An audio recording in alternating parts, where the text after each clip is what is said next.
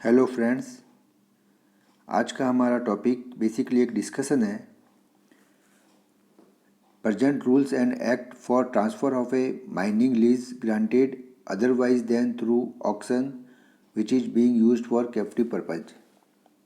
Captive purpose के लिए जो लीजेज मिली हुई है, जो अदर देन ऑक्शन से जो लीजेज मिली थी, उसका आज की तारीख में ट्रांसफ़र रूल या एक्ट की बात करें तो क्या एग्जिस्ट कर रहा है, कितने अमेंडमेंट आए। उसके बाद आज 2 नवंबर को जो अमेंडमेंट आया फाइनली, उसके बाद आज किस रूल में कैप्टिव पर्पज़ की जो other then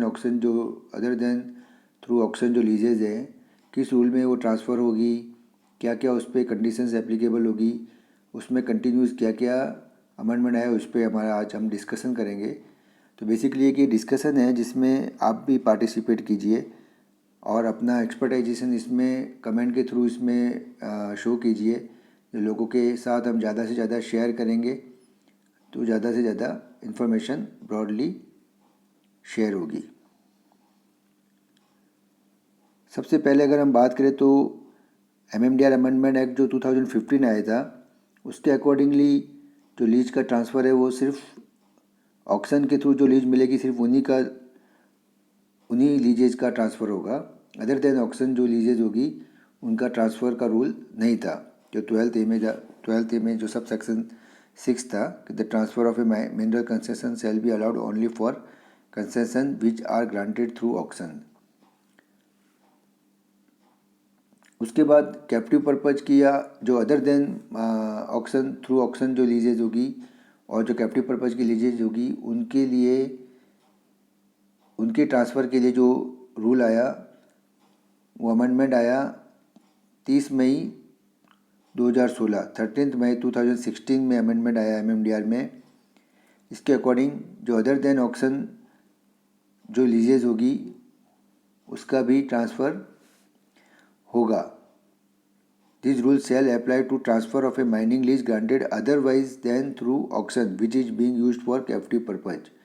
otherwise through auction जो लीजेज होगी, जो कैप्टिव पर्पज के लिए लीजेज जो यूज हो रही है, उनका भी ट्रांसफ़र एप्लीकेबल हुआ। उसमें सर्टेन कंडीशंस के साथ ये एप्लीकेबल हुआ। तो उसमें जो कंडीशंस क्या क्या थी उस पर भी डिस्कस कर लेते हैं कि no transfer of mining lease granted otherwise than through auction being used for captive purpose shall be permitted except in accordance with the provisions of these rules. The transfer of a mining lease granted otherwise than through auction shall be permitted only where the entire quantity of mineral extracted from such mining lease is being used in manufacturing unit owned by the leasee.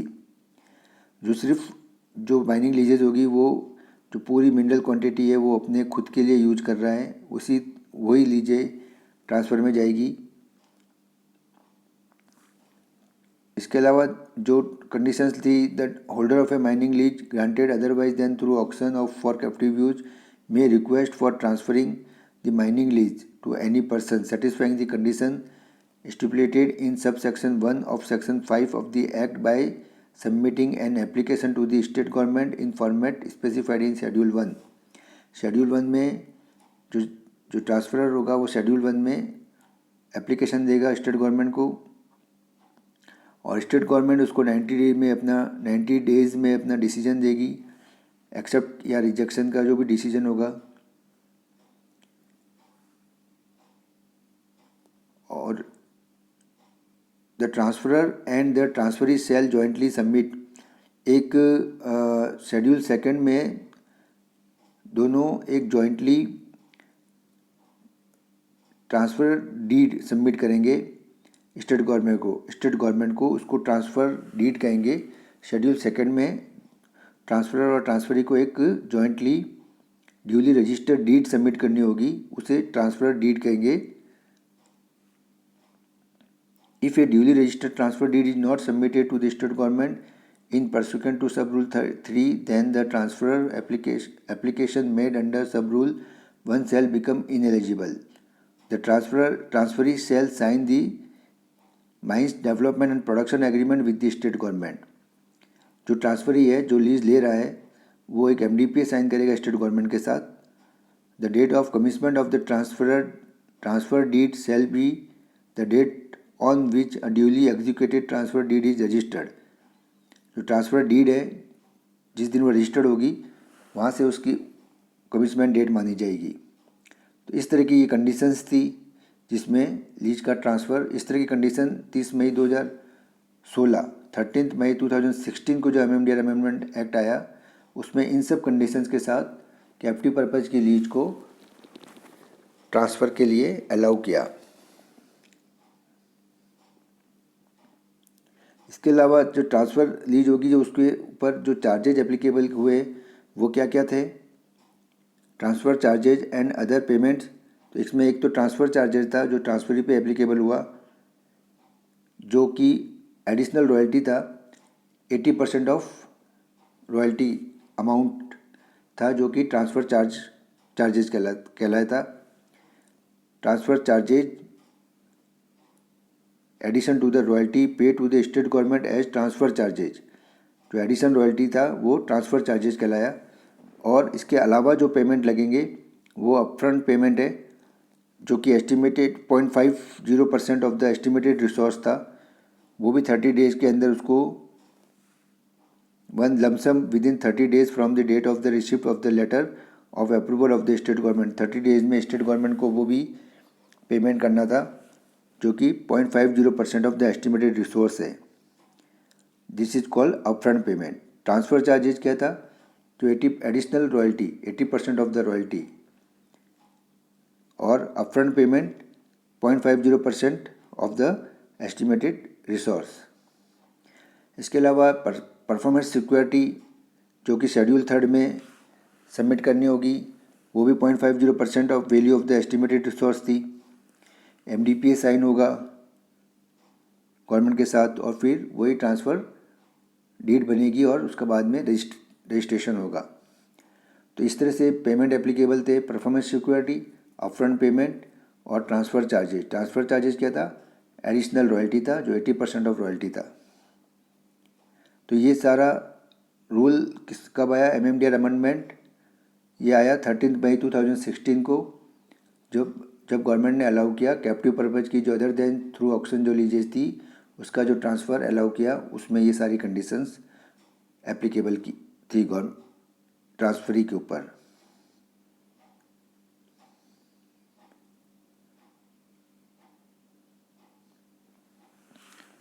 ये सारी conditions हैं जिसमें जो government जो DMF है वो भी लगेगा, एनएमएटी है वो भी लगेगा, और स्टेट गवर्नमेंट में बाय एन ऑर्डर एक ऑर्डर के साथ अपने अगर ट्रांसफरी किसी भी प्रोविज़न का उसमें कोई वायलेशन करता है तो उसको एक ऑर्डर के साथ स्टेट गवर्नमेंट इस पूरे एग्रीमेंट को कैंसिल कर सकती है।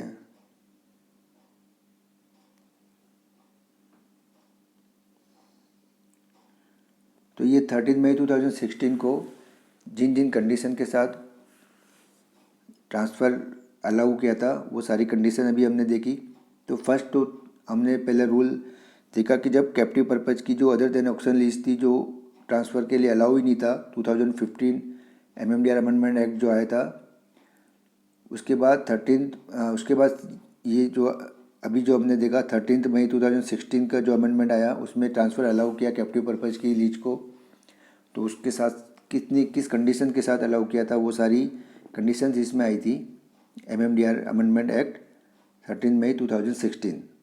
इसके बाद अभी जो एमएमडीआर अमेंडमेंट जो आया 2021 जो 28 मार्च 2021 को आया, उसमें गवर्नमेंट ने जो ये ट्रांसफ़र चार्जेस था उसको घटा दिया है। तो in section 12A of the principal act in sub section 2 for the words figure and letter section 10B और section 11 the words this act shall be substituted the following provision shall be inserted namely provided that the transferee of mining lease shall not be required to pay the amount of transfer charges refer to in sub section 6। जो 12A का सब section 6 है उसमें जो transfer charges जो applicable थे वो government ने हटा दिए as it stood prior to the commencement of the MMDR Amendment Act 2021. After such commencement, but no refund shall be made of the charges already paid. जो चार्जेज ऑलरेडी पेड हो गए उसे government refund नहीं करेगी. और सब section 6 shall be omitted. जो सब सेक्शन 6 है जिसमें कि no transfer will be sub section 6 of 12A, the transfer of mining mineral concession shall be allowed only for concession which are granted through auction, उसको यहाँ पे हटा दिया.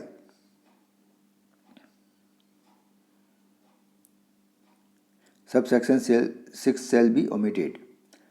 तो ट्रांसफ़र चार्जेज हटा दिए लेकिन उसे गवर्नमेंट रिफंड नहीं करेगी. In exercise of the powers conferred by the section 13 of the. इसके बाद अभी 2 नवंबर 2021 को गवर्नमेंट ने अमेंडमेंट लाया है, MMDR अमेंडमेंट एक्ट आया है 2 नवंबर 2021 में. जो अमेंडमेंट क्या कह रहा है? In exercise of the power conferred by section 13 of the MMDR act 1957 read with section 21 of the general clause act 1897, the central government hereby rescinds the notification of the government of India in the Ministry of Mines number GSR 560E dated 13th May 2016 relating to the minerals transfer of mining lease granted otherwise than through auction for captive purpose. Rules 2016 published in Gazette of India Part 2 Section 3 Subsection 1st dated 13th May 2016. तो अभी जो हमने 13th मई 2016 का जो amendment पढ़ा उसको पूरा को रिसेंट कर दिया है गवर्नमेंट ने. तो इसके रिसेंट होने के साथ ही जो लीज ट्रांसफ़र के ऊपर जो कंडीशन एप्लीकेबल हो रही थी जो भी हमने सारी पढ़ी कि लीज का ट्रांसफ़र होगा तो MMDR MDPA बनेगा, परफॉर्मेंस सिक्योरिटी जमा होगी, उसके ऊपर चार्जेज एप्लीकेबल होंगे. जो ट्रांसफ़र चार्जेज है जो 80% of the royalty 80% of the royalty, उसके अलावा अपफ्रंट पेमेंट, वो सारे रूल रिसेंट हो गए इस MMDR अमेंडमेंट एक्ट के साथ. 2 नवंबर 2021 को आया है. Not white such rescission anything done or any action taken under the minerals transfer of mining lease granted otherwise than through auction for captive purpose rule 2016 shall be deemed to have been done or taken under the corresponding provisions of the minerals other than atomic and hydrocarbon energy minerals concession rule 2016 published in Gazette of India Part 2 Section 3 subsection 1st vide number GSR 279E dated 4th March 2016. जो agreement हो गए हैं वो उनको government deem to have been done और taken under the correspondent 4th March 2016 के rule MCR 2016 जो था 4th मार्च 2016 का जो MCR है उसके अकॉर्डिंग उसको एप्लीकेबल मान रही है, उसको एग्जिस्ट रख रही है, उसको यथावत रख रही है.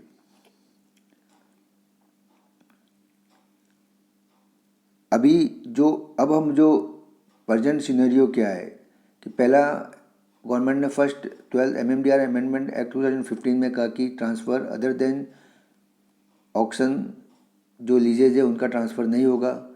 फिर 13 मई 2016 में MMDR अमेंडमेंट एक्ट आया कि जो अदर देन ऑक्शन जो लीजेज जो कैप्टिव पर्पज की है उनका ट्रांसफ़र होगा, लेकिन कंडीशंस थी उसमें. उसके बाद MMDR अमेंडमेंट एक्ट आया 2021, वहाँ पे वो कंडीशंस हटाई.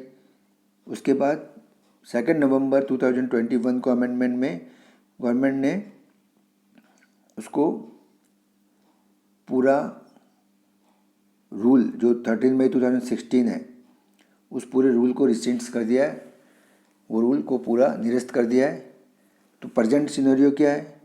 प्रेजेंट सिनेरियो है कि इन द सेड रूल अभी प्रेजेंट सिनेरियो को हमको MCR 2021 में अमेंडमेंट आ गया है।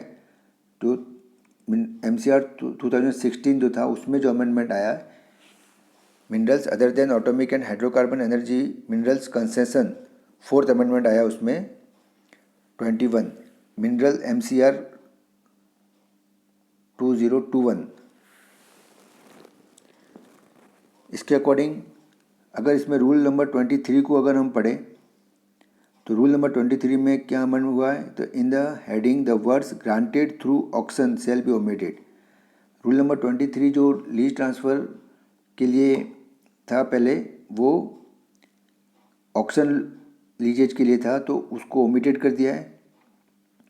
मतलब अब सारी लीजेज ओमिटेड कर दिया और उसको अब उसकी जगह पे जो वर्ड यूज होगा वो अंडर द एक्ट होगा।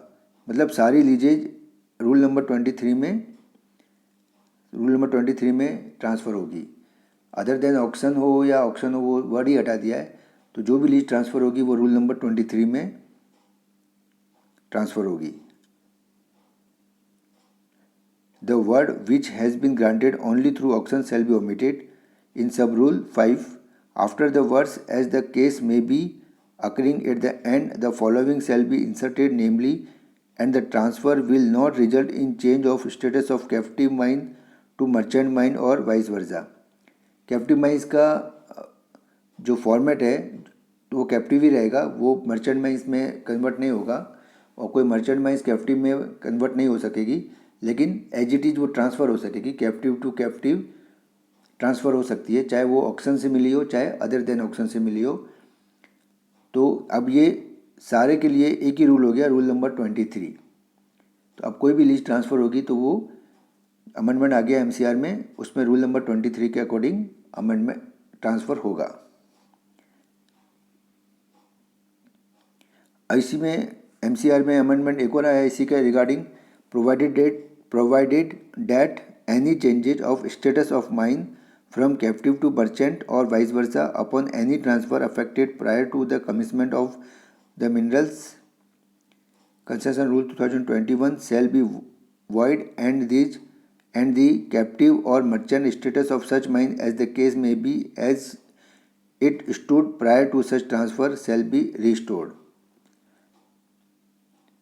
वही है कि कैप्टिव और मर्चेंट माइंस जो पहले उसकी स्टेटस था वही स्टेटस उसका यथावत रहेगा, एग्जिस्ट करेगा। इस रूल आने के बाद ये क्लियर हो गया है। इसके अलावा इससे रिलेटेड जो और इसमें अमेंडमेंट आया है, after sub rule 11 the following sub rule shall be inserted, namely 12 the upfront payment made by any transferee of mining lease under the provision of the minerals transfer of mining lease granted otherwise than through auction for captive purpose rule 2016 as it stood prior to its rescission shall be refunded by the state government to such transferee after adjustment against the transfer charges। जो upfront payment government को पे कर दिया है, transferee ने payment कर चुके हैं, जो रूल 13 मई 2016 के अकॉर्डिंग जो कैप्टिव पर्पज़ की लीजेज ट्रांसफ़र में गई थी उसमें अपफ्रंट पेमेंट 30 डेज में करना था। अगर ऐसा पेमेंट कर चुका है लीजी तो उसको गवर्नमेंट उसको एप्लीकेशन लगाने के बाद विद इन 16 डेज वो अपफ्रंट पेमेंट रिफ़ंड करना होगा, उसको ट्रांसफरी को रिफ़ंड करना होगा। लेकिन क्योंकि हमने पहले पढ़ा था कि transfer charges will be not refunded, transfer charges जो कि एडिशनल 80% ऑफ रॉयल्टी था, एडिशनल रॉयल्टी था, वो रिफंडेबल नहीं है।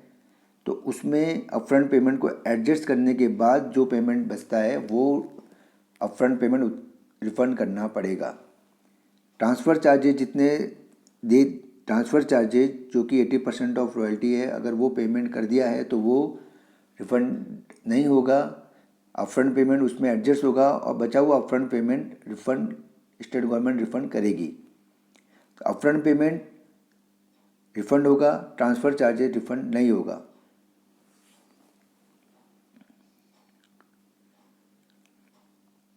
रूल 23 जिसमें अब सारी लीजें ट्रांसफ़र के लिए एप्लीकेबल है। जो MCR अमेंडमेंट आया, अभी जो MCR अमेंडमेंट आया 2021, उसके अकॉर्डिंग रूल 23 में सारी लीजें ट्रांसफ़र के लिए एप्लीकेबल है। तो रूल 23 क्या है? जो MCR 2016 4 मार्च 2016 में जो था, उसमें रूल 23 में ऑक्शन, थ्रू ऑक्शन को हटा के अंडर द एक्ट कर दिया। इसका मतलब सारी लीजेज इसी रूल में अब ट्रांसफ़र होगी। दैट इस जो रूल 23 में जो ब्रॉडली कंडीशंस हैं किस तरह से ट्रांसफ़र होगी, वो मोटे मोटे को समझ लेते हैं हम। The transfer and the transferee shall prior to the transfer jointly submit an application to the state government in the format specified in Schedule 9, namely the transfer application। एक ट्रांसफ़र एप्लीकेशन देंगे जो शेड्यूल 9 में है।